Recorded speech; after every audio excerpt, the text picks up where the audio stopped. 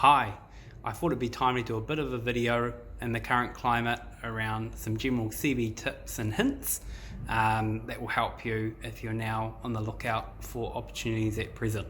We've certainly seen the market start to get busier in the last couple of weeks with more roles coming out, but equally we are certainly seeing a higher volume of candidates on the market. So tip number one, keep it brief. Max of 3 pages is what we'd recommend. Most hiring managers don't have the time or patience to read a long CV. So keep it snappy, keep it short.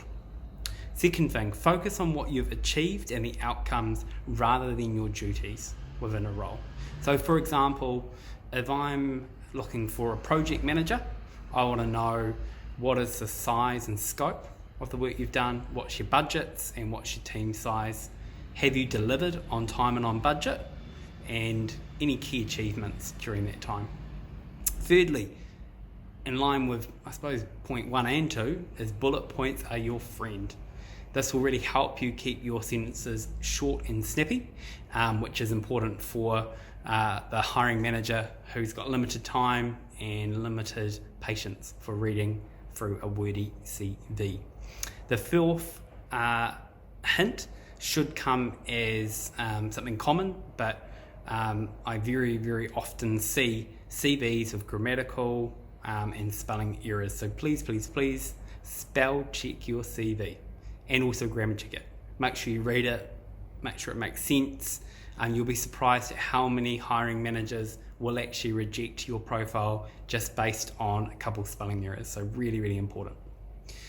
The fifth thing, use one consistent font, color, and text size. P.S. Black and white is usually the best approach unless you're applying for a design or that type of role. Black and white is the most appropriate. You'll be surprised at how many CVs I see that have inconsistent fonts and a whole range of sizings, and it just looks really unprofessional.